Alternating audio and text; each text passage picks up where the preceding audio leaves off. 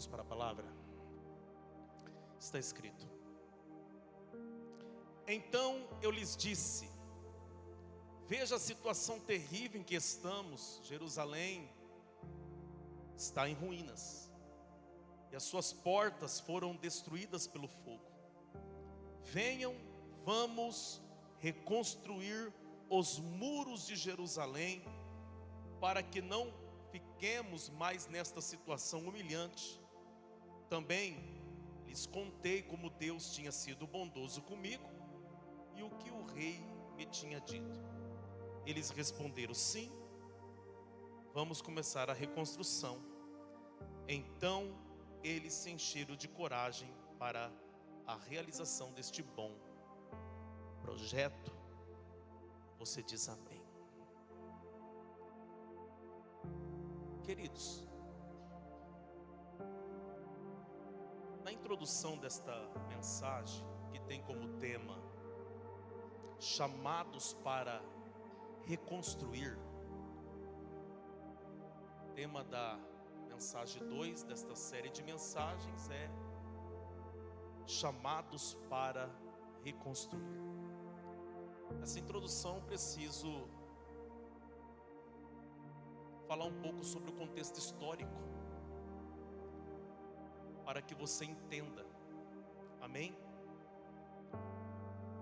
Embora muitos já conheçam o livro de Neemias,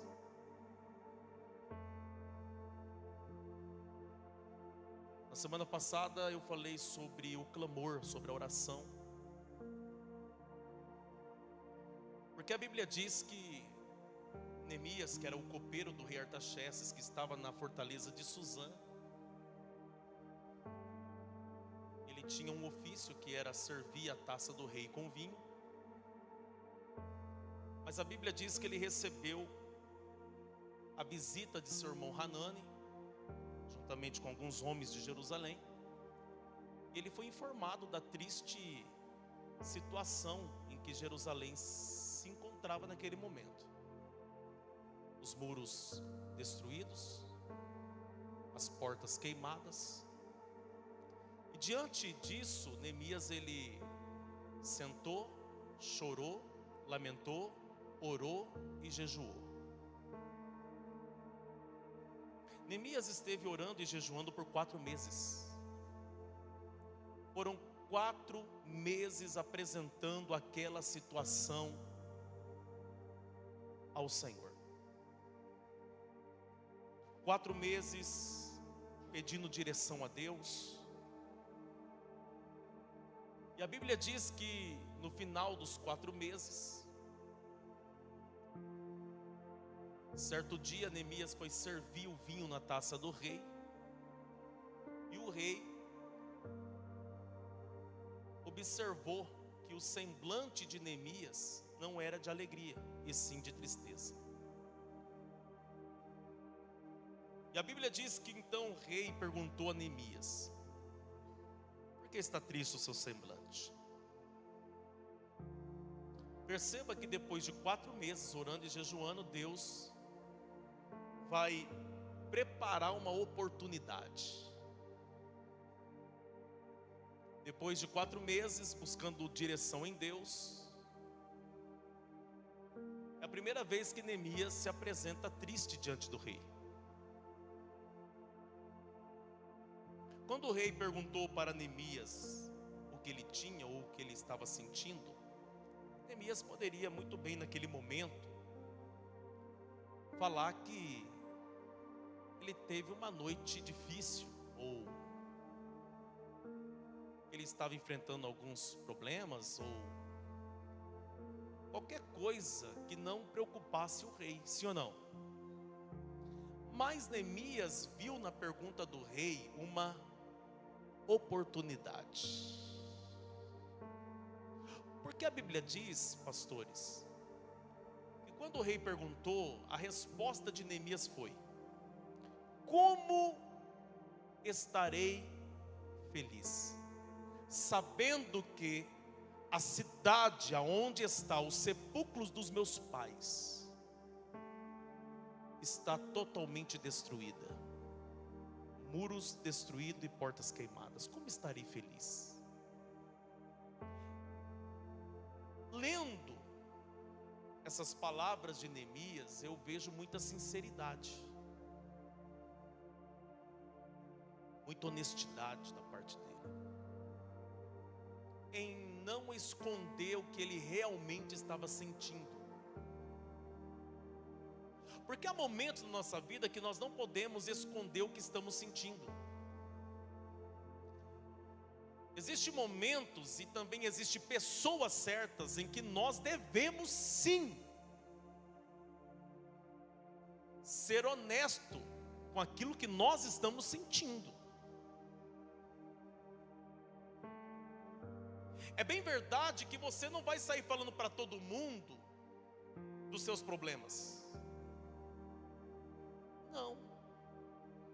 Mas você precisa entender que existem pessoas certas, que Deus vai colocar no teu caminho, para ser instrumento na sua vida, instrumento de bênção, que vão te dar acesso, que vão te encaminhar. É por isso que Neemias está vendo na pergunta do rei uma oportunidade. Então, eu digo a vocês, não fale para todo mundo dos seus problemas. Existem pessoas certas, e você tem que ter discernimento espiritual para saber quem são essas pessoas. Porque para quem não vai te auxiliar, te ajudar, que não vai te dar direção, não interessa saber dos seus problemas. Mas entenda que existem pessoas certas para isso. Não diferente da história de Sunamita, a mulher de Sunem. A história dela está registrada no 2º livro dos Reis. Nem ela e nem seu esposo podia ter filhos. Deus fez um milagre, ela gerou, o menino cresceu. Porém a Bíblia diz que o menino morreu. Ela pega o menino, leva para o quarto que ela tinha feito para o profeta, tranca a porta, falou para o marido: olha, prepara um cavalo, um animal, e um dos funcionários da fazenda para que eu vá me consultar com o profeta Eliseu. A pergunta do marido foi: tá tudo bem? Tá tudo bem. Ela sai. Quando ela chega ao pé do Carmelo, do Monte Carmelo, Eliseu a vista de longe e diz para o seu servo Geazi, ou o seu aluno, o seu discípulo: pergunta para a Sunamita se está tudo bem com ela. Geazi vem ao encontro dela e pergunta: está tudo bem contigo? Está tudo bem com o teu marido? Está tudo bem com o teu filho? E a resposta dela foi uma só: está tudo bem. Mas eu te pergunto, você que conhece a história, estava tudo bem com o filho? Estava tudo bem com ela? Não. Mas para que falar para Geazi se Geazi não resolve? Para que falar para o marido se falar podia ser um gatilho para o infarto? Para que falar se eu não tenho a direção ainda?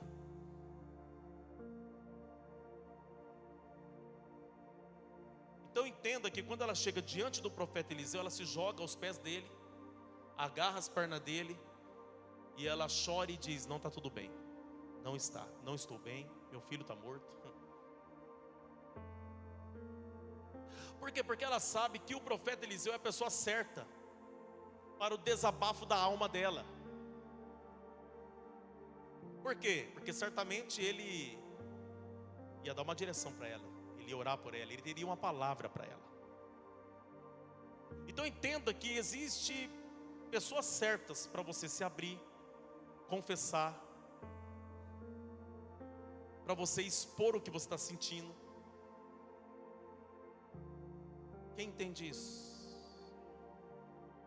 Talvez muito da destruição da tua vida é porque você abriu os seus problemas para quem não resolve e ainda te critica. Então, Neemias viu na pergunta do rei uma oportunidade.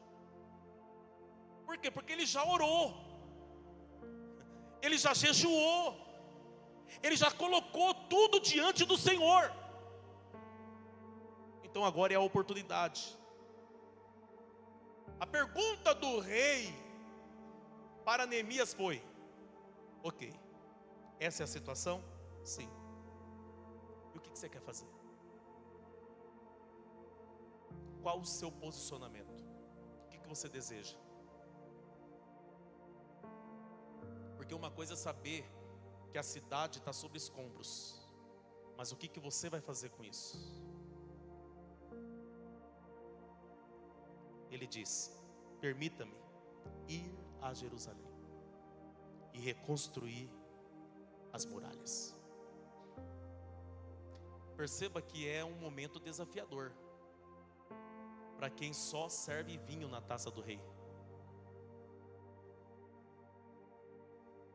Como que alguém que serve vinho, da noite para o dia vai se tornar um construtor?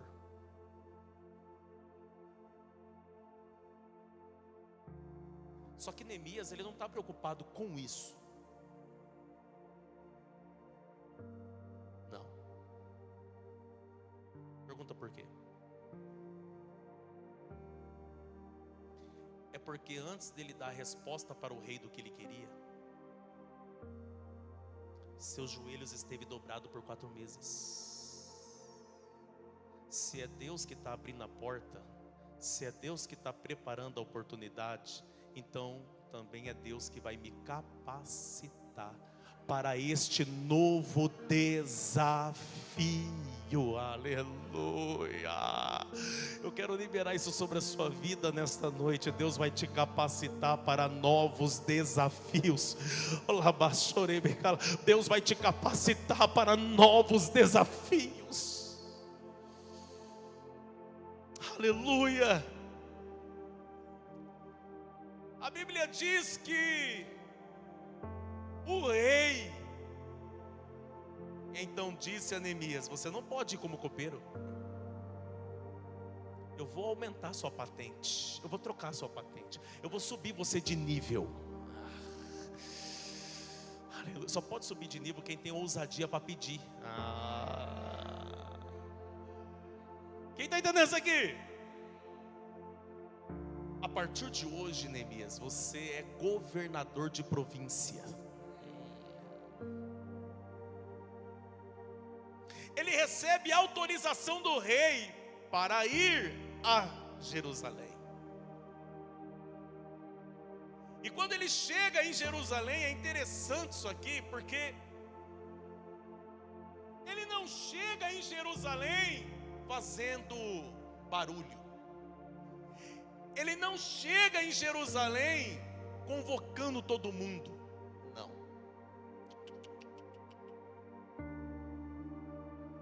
A Bíblia diz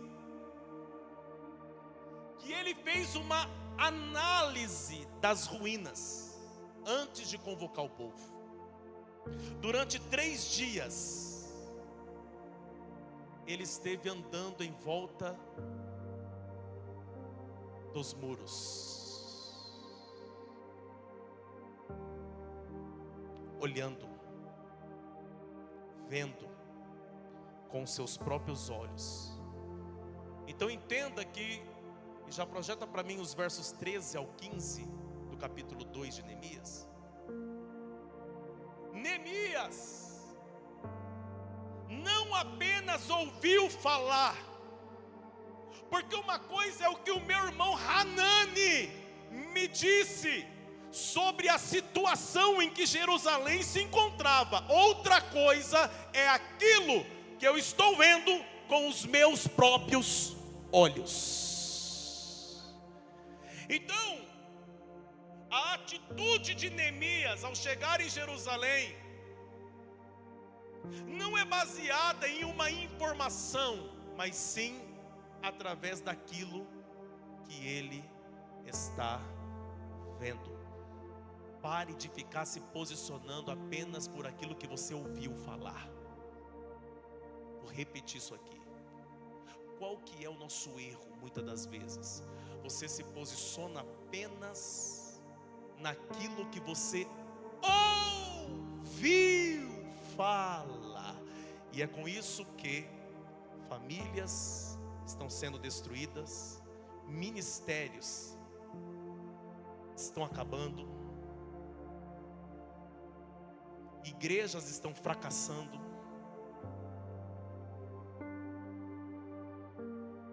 Por quê? Porque tudo que você faz é baseado naquilo que os outros falam.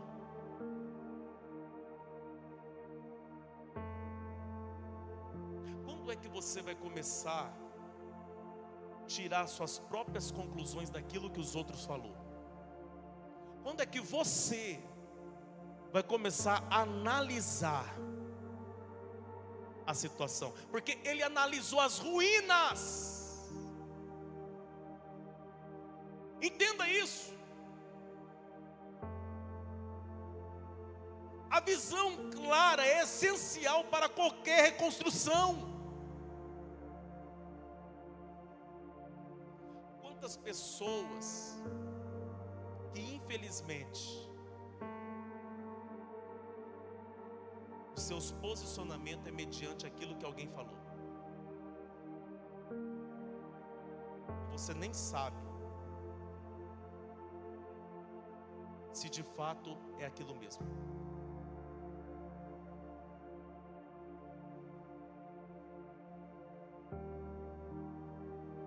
A gente está vivendo um tempo, eu vou trazer um pouco para a nossa realidade, que as pessoas elas fogem de uma conversa corajosa para consertar as ruínas da sua vida. Então, ela ouviu falar, alguém falou alguma coisa, ela já mudou o jeito dela, mudou o posicionamento dela. Quando é que você vai tomar atitude de ter uma conversa corajosa para resolver? Quando é que você vai começar a analisar a situação? E posso te falar uma coisa, às vezes para você analisar uma situação você tem que ser frio. Você não pode ser muito emotivo.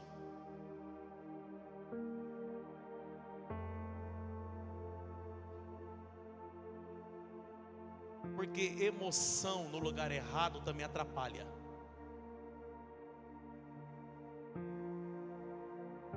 Hoje Deus está nos chamando para reconstruir, mas primeiro Ele está pedindo para eu e você fazer o mapeamento da situação, analisar a situação. E quando a gente aplica isso nas nossas vidas, nós precisamos mapear a nossa vida, analisar como está os muros da nossa vida. Olha para essa pessoa, pergunta para ele, pergunta para ela, você está entendendo isso? Verso 13 do capítulo 2: de noite saí pela porta do vale na direção da fonte do dragão e da porta do esterco, examinando o muro de Jerusalém, que havia sido derrubado e cujas portas haviam sido destruídas pelo fogo. Fui até a porta da fonte e do tanque do rei, mas ali não havia espaço para o meu animal passar, de tanto escombro. Perceba que analisando a situação está pior do que o que ele ouviu falar. Porque perceba aqui, ó, existe acessos fechados de uma porta para outra. Meu Deus. Neemias está tentando se mover, mas existe acessos que estão trancados devido aos escombros, devido às ruínas daquele lugar. Quantos acessos estão fechados na tua vida já faz tempo, por causa das ruínas que você nunca decidiu consertar, por causa dos escombros que você já se acostumou com eles? essa série de mensagens é para você não se acostumar com os pedaços da sua vida, com as ruínas da tua história. Se tem algo que dá para levantar, vamos colocar de pé isso daí. Mas chega de aceitar na sua vida acessos fechados, vivendo uma terrível insegurança, porque se não tem muro, o inimigo entra a hora que quer. E quando eu aplico profeticamente isso na nossa vida, muros fala de proteção espiritual. Quantos que já não tem mais proteção espiritual e o inimigo está fazendo festa na tua casa, na tua família, fazendo festa na vida dos teus filhos, o inimigo está fazendo festa com o teu ministério. Por quê? Porque a sua vida se encontra em ruínas. Pastor, mas eles tinham levantado o templo, eles tinham levantado o lugar da adoração, só não levantou o muro de proteção. Tá?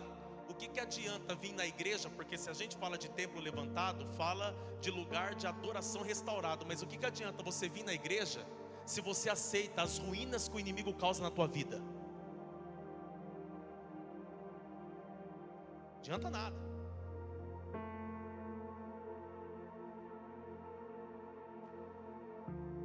E por que algumas pessoas aceitam? É porque elas não têm coragem de mudar a situação. Entenda isso. Então, Neemias, ele tem uma visão clara agora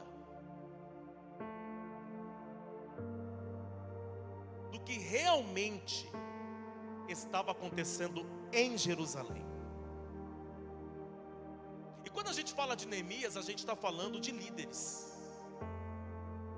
Porque Neemias se tornou um líder. Você é um líder. Eu tenho líderes aqui. Cadê os meus líderes aqui? Os líderes de departamento, líderes dos meus pequenos grupos. Cadê? Levanta a mão aí. Isso. Meus obreiros, pequenos grupos. Agora, quem é líder em uma empresa? Quem é líder em uma empresa? Isso. Quem tem o seu próprio comércio, seu próprio trabalho? Levanta a mão aí.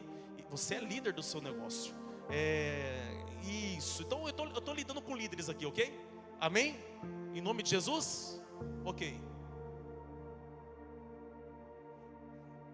Principalmente líderes e servos de Deus que precisam enxergar, de ter uma visão clara da situação. E nós precisamos entender que para enxergar, você vai ter que enxergar além da dor da situação e encontrar possibilidades no meio das ruínas. Porque se a gente fala de ruína, se a gente está falando de uma cidade que foi destruída, que pessoas foram levadas como escravo, que pessoas morreram, então tinha sangue naquelas pedras, tinha muitas lágrimas que foi derramada. Então quando fala das ruínas dos muros de Jerusalém, nós também estamos falando de uma situação de muita dor. Então quando Neemias olha para cada pedra derrubada no chão, para o muro que caiu, para as portas que foram queimadas, ele também está vendo um cenário de muita dor. Mas no meio de um cenário de dor, ele está enxergando além da dor, e ele está vendo possibilidades.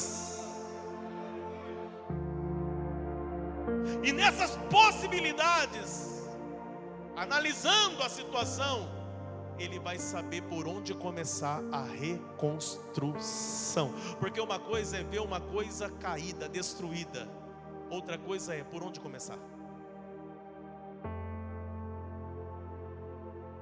Porque tem pessoas aqui que você já sabe que na tua casa, na tua família, a situação está toda disfuncional. É um verdadeiro caos. Disso você já sabe. Você está tendo que lidar com isso todo dia. A minha pergunta é: você já sabe por onde começar a reconstrução da tua família? Você já sabe por onde começar a reconstrução na vida do teu filho, que talvez começou na casa de Deus, lá na ovelhinha de Cristo, na EBD, que foi construído na vida do teu filho, base, ensinamento da palavra, mas o mundo, os amigos, a influência, foi desconstruindo tudo isso na vida do teu filho. Você já sabe que o inimigo desconstruiu tudo na vida do teu filho, desconstruiu a fé, desconstruiu a obediência da palavra. Ok, você já sabe disso, você já sabe que teu filho é um rebelde. Agora, por onde você vai começar a reconstrução de Deus na vida dele? Então, olha para essa pessoa que está perto de você e pergunta para ele, pergunta para ela: por onde começar?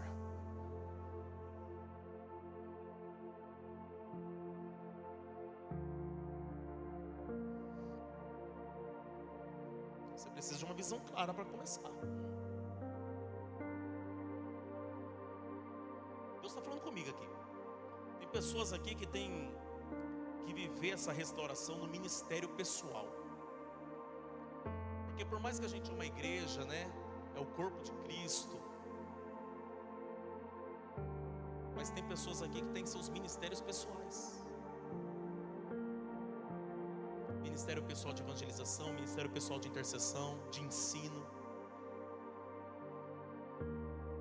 E talvez você está precisando viver uma restauração de tudo isso, dos sonhos que você já teve, que o inimigo destruiu. Entenda isso. Neemias, quando ele analisou toda a situação, verso 17, vamos ler, do capítulo de número 2. Então eu lhes disse: vejam a situação terrível em que estamos.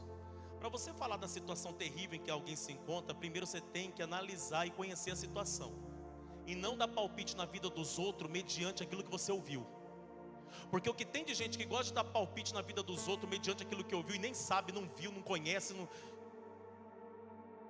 Deixa eu te falar uma coisa, para de fazer papel de tolo. Amém? Ai, pastor, eu não gosto quando o Senhor fala assim comigo. Vai ser membro aqui? Então vai ser assim. É muito melhor, gente, uma verdade amarga que transforma do que uma mentira doce que te leva para o inferno.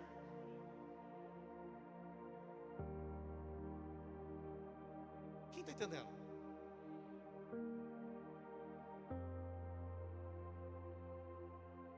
Aleluia.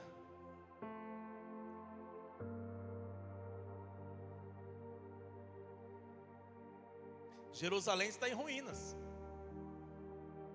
Suas portas foram destruídas pelo fogo. Venham, olha só isso aqui que poderoso.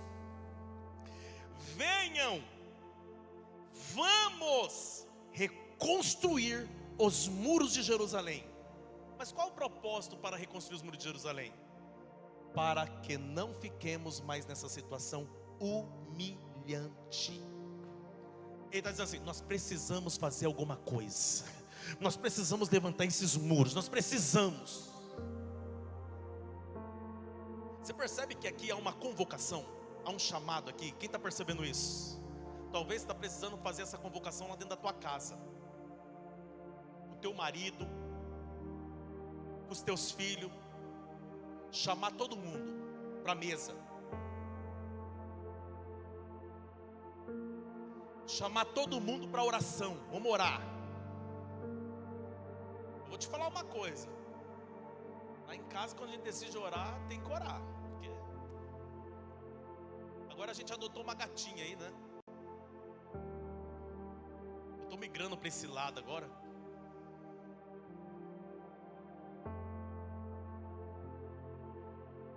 Por que os filhos não pedem chorando que o pai não faz, né? Então, eu adotei lá uma gatinha, né? 4 meses, uma frajolinha. É uma graça, cara. Já falei pra ela que ela tem que ser crente. Pra morar naquela casa ali, cara, vai ter que ser crente.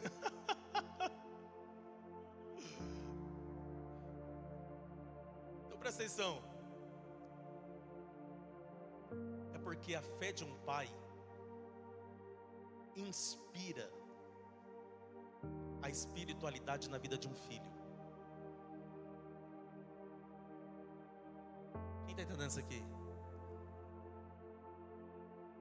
Talvez você está precisando se posicionar e começar a fazer uma convocação lá na sua empresa. Talvez você está vivendo um momento difícil financeiramente e até os funcionários desrespeitam você. Você já virou motivo de chacota. Você já perdeu a sua posição. Eu aprendi uma coisa com Dag Heward-Mills. Dag Heward-Mills diz: se você não usar a autoridade que Deus te deu, o inimigo vai tomar de você e usará contra você. Quem está entendendo isso aqui? Quantos pais que já perdeu autoridade dentro do lar? Perdeu a autoridade de sacerdote? Quantas mães que já perdeu a autoridade? Quantos ministérios falidos? Por quê? Porque quem recebeu o dom de Deus, o chamado de Deus, a vocação de Deus, perdeu a autoridade de Deus. Entenda isso aqui. Então, Neemias, ele convoca o povo, porque Neemias entendeu que ele não ia fazer aquela obra sozinho, pastores. Não tem como fazer a obra sozinho. Nem os maiores líderes da história fez a obra sozinho. Exemplo disso, vamos falar do maior líder da história? Você sabe quem foi?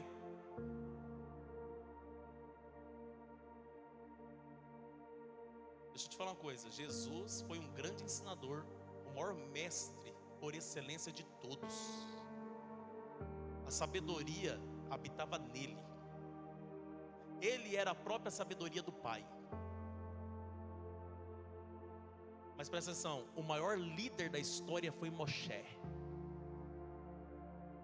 O maior líder da história foi Moisés.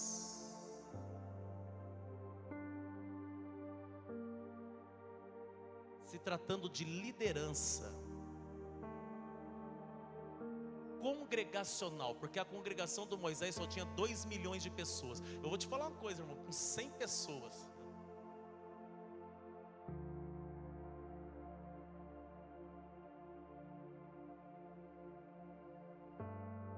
Assim, não é muito fácil. Agora imagina 2 milhões.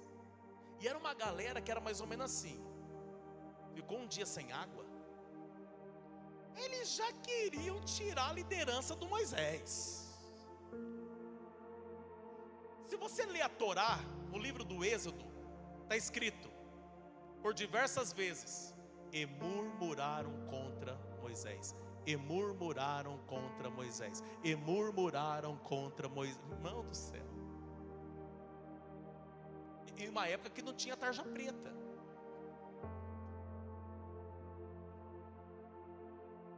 Fazia o que para dormir? Quem está entendendo isso aqui?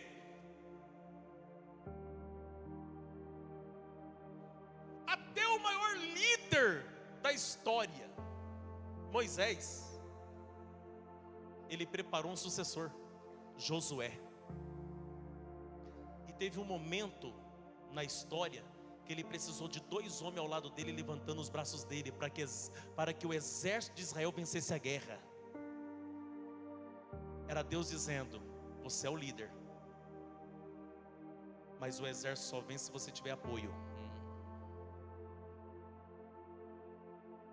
Não tem como fazer a obra sozinho. Nem Jesus fez sozinho.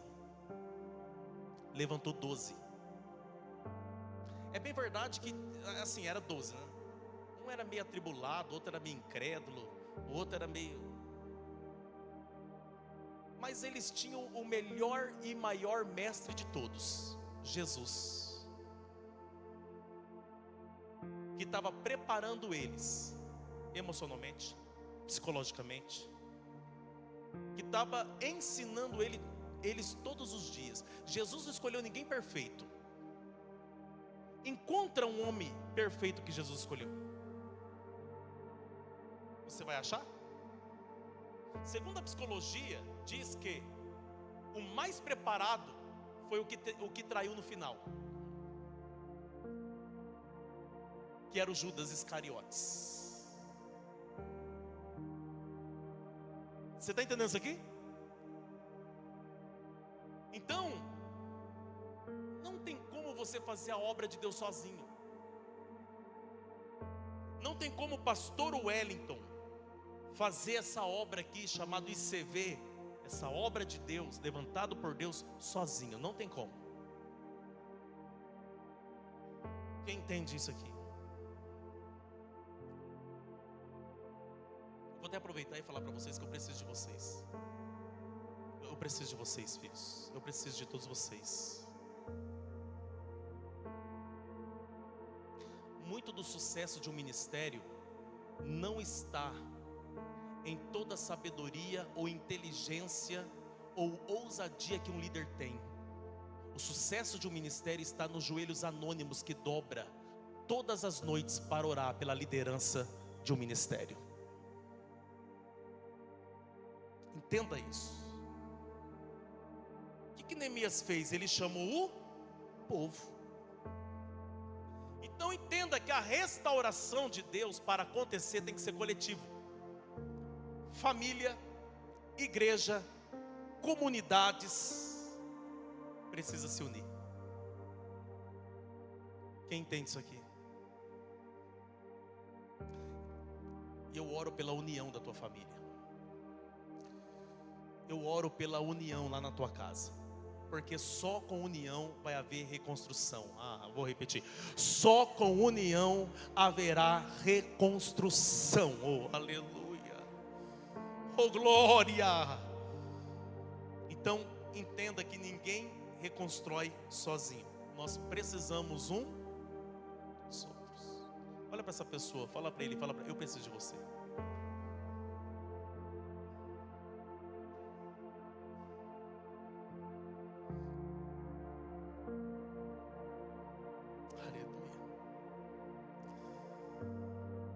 Presta atenção. Só que o que vai fazer o povo atender o chamado para a reconstrução, o chamado de Neemias para reconstruir, é a fé que Neemias tinha, a coragem que Neemias tinha, que inspirou aqueles homens, que inspirou uma cidade inteira. Por quê? Porque Neemias chegou lá contando ao povo o testemunho de como ele chegou lá. Vamos ler o texto? Vamos ler? Olha o verso 18. E eu vou falar uma coisa para vocês. Às vezes o seu testemunho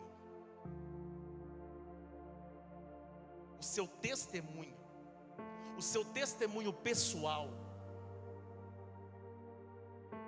ele vai ser necessário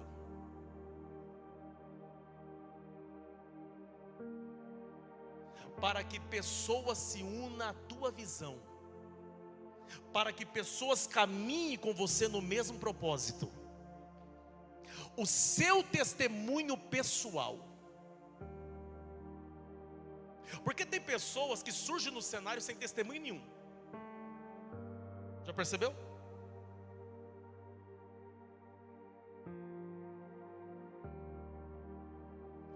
Eu vou falar uma coisa para você. Muitos podem até não conhecer a tua história.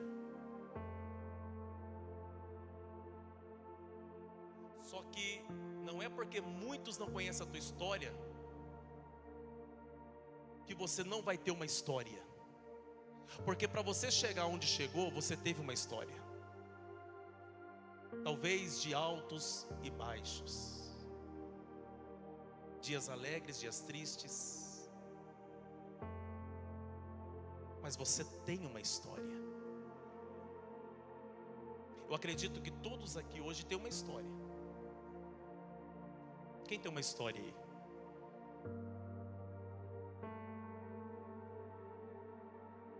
Então presta atenção. Também lhes contei como Deus tinha sido bondoso comigo, e o que o rei me tinha dito. Você percebeu que primeiro ele começa testemunhando como a mão de Deus foi bondosa com ele até ali, como Deus foi bondoso com ele. O testemunho daquilo que o rei disse a ele.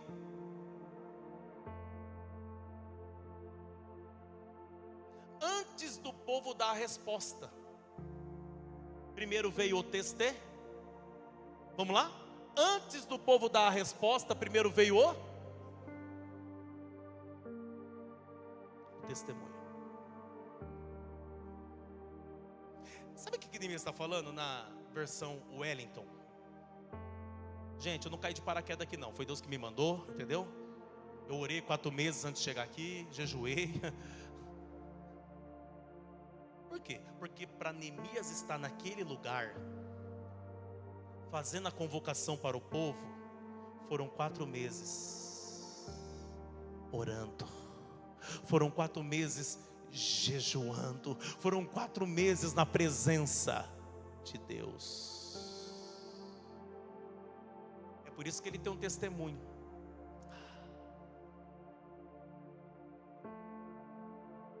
Porque muitas das vezes nós não nos colocamos nesse lugar de súplica, de clamor, e queremos gerar testemunhos. Como que você vai gerar um testemunho que glorifica o nome de Deus se você não passou tempo na presença dEle? Então é necessário você passar tempo na presença de Deus para que testemunho seja gerado a partir da sua vida, e esses testemunhos vão glorificar o nome do Senhor. O que está acontecendo com você, o que está acontecendo com a tua casa, o que está acontecendo com a tua família, é um testemunho que está sendo gerado. Está doendo, pastor. Gerar testemunho dói, mas também glorifica o nome do eterno nosso Deus. Então entenda, ele conta o seu testemunho, e quando ele contou o seu testemunho, inspirou a coragem e a fé daquelas pessoas.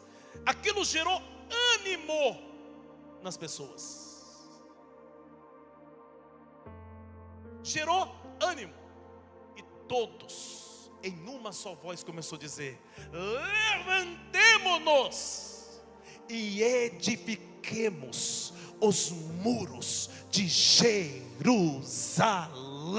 Levantemo-nos. Quando ele termina de contar o testemunho, foi Deus que me trouxe aqui, foi a mão de Deus que me trouxe aqui. Deus, ele fez com que o rei me desse autorização para chegar até aqui. Eu fui de copeiro a governador porque Deus confirmou que eu estaria aqui. Quando ele termina de falar, o povo está dizendo assim: vinde, levantemo-nos e edifiquemos os muros de Jerusalém. Isso gerou ânimo.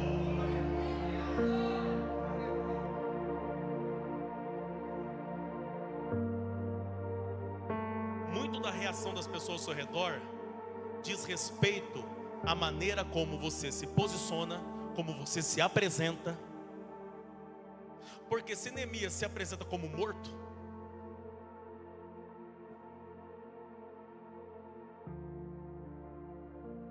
tem gente que é assim, né? É um desânimo. Ele sabe o que tem que fazer, mas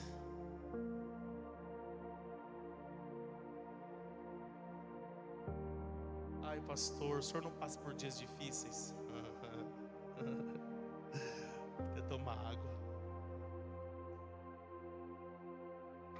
Mas se todas as vezes que eu subisse aqui,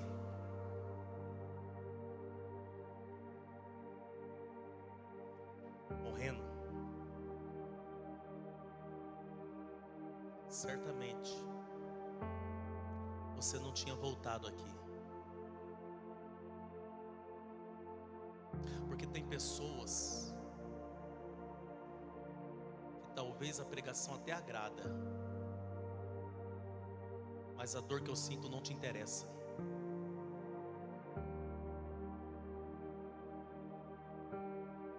Pastor, como que o senhor sabe disso? Porque teve pessoas que jurou amor e lealdade a mim quando chegou aqui. Chegou me amando e saiu me odiando. Por quê? Porque recebeu um não quando a expectativa era um sim. Por quê? Porque uns achou que eu era uma fonte de empréstimos. Por quê? Porque alguns achou que eu ia acobertar as palhaçadas que eles faziam.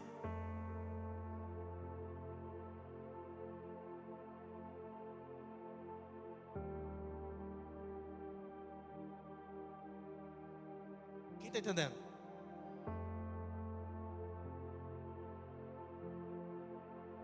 Vou falar uma coisa para vocês, eu preciso de vocês. Irmão, mas não seja uma obra de engano na minha vida, não. Porque já basta as minhas lutas para aguentar mais um atribulado. Porque tem gente que é a própria tribulação. Ele parece um anjo quando chega. Aí a gente esquece que demônio também é anjo caído.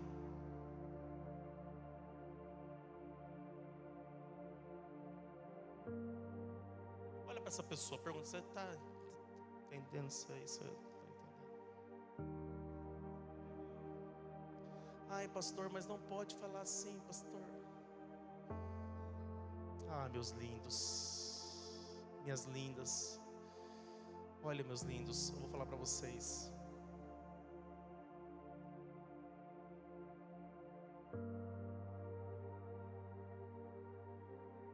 Presta atenção.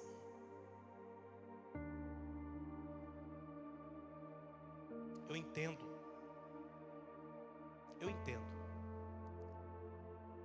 Que cada um tem que carregar o seu próprio fardo. Eu entendo isso. Eu aprendi isso.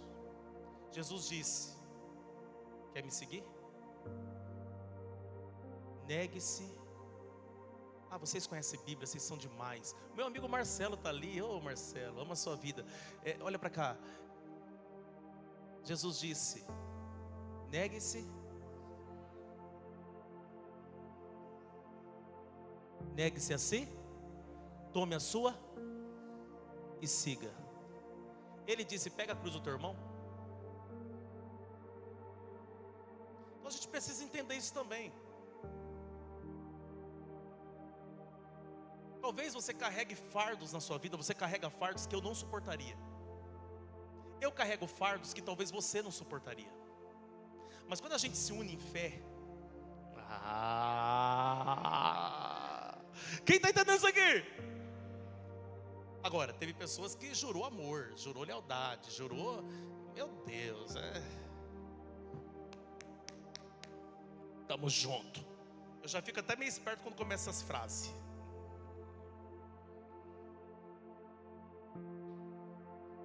Quem está entendendo isso aqui?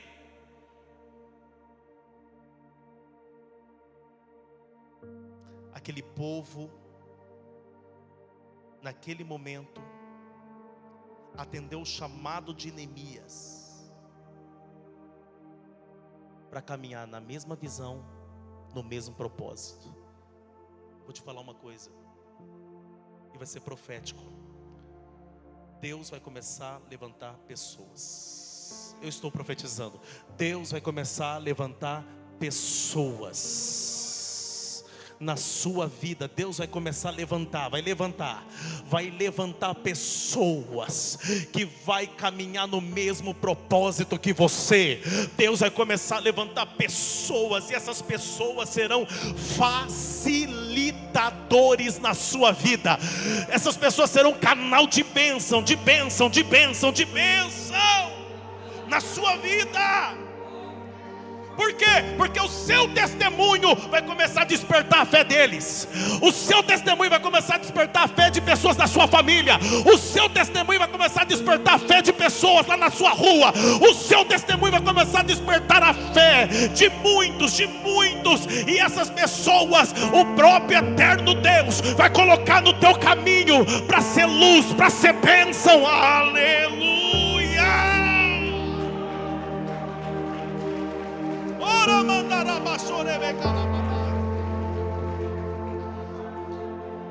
Entenda. Eu quero fazer uma aplicação. Existem áreas da nossa vida que precisam de reconstrução. Área espiritual, casamento, ministério, área profissional. Então, preste muita atenção nisso aqui. Deus está nos chamando não apenas para ficar olhando para as ruínas. Deus está nos chamando não apenas para ficar olhando para os escombros. Não. Deus está nos chamando para agir. Deus está nos chamando para nos posicionar. Deus está nos chamando hoje. Aleluia. Eu posso falar, a fé e a união serão as ferramentas. A fé e a união serão as ferramentas, aleluia, que serão poderosas em Deus para a restauração. Entenda, olha para cá, isso vai mexer com você. Vou até desligar aqui minha Bíblia. Isso aqui vai mexer com você, presta atenção. Neemias, quando recebeu a notícia, sentou sozinho, chorou sozinho, lamentou sozinho, orou sozinho, jejuou sozinho, fez campanha de 4 meses sozinho, pediu uma oportunidade para o rei. Ele não tinha um grupo de assessores com ele. Ele pediu sozinho, com a fé e com a coragem. Ele não foi com um grupo de homens até Jerusalém. Ele foi sozinho. Ele chegou e analisou a situação sozinho. Ele se deparou com as ruínas de uma cidade sozinho. Mas para começar o projeto e viver o grande milagre, aí não foi sozinho. Deus começou a levantar pessoas, levantar homens, levantar mulheres. Deus começou a levantar.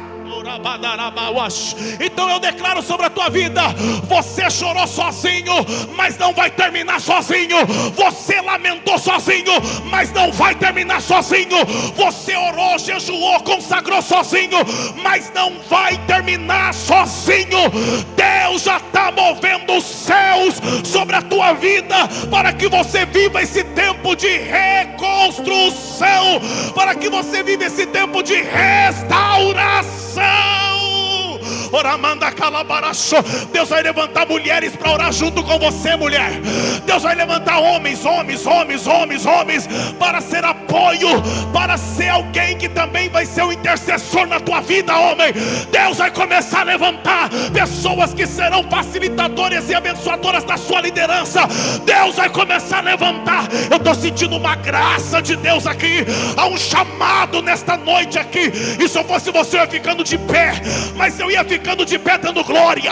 Eu ia ficando de pé exaltando o nome do Senhor nesta noite. Oh aleluia, oh glória.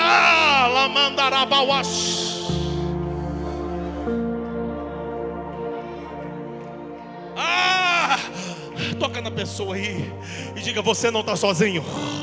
Diga: você não está sozinha. Diga: você pode ter chorado sozinho, mas não está sozinho. Isso, diga. Você pode ter lamentado sozinho, mas você não está sozinho. Aleluia.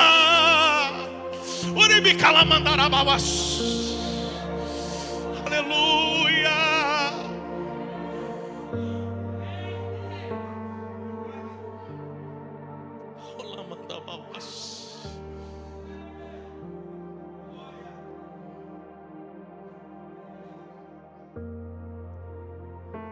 quero orar.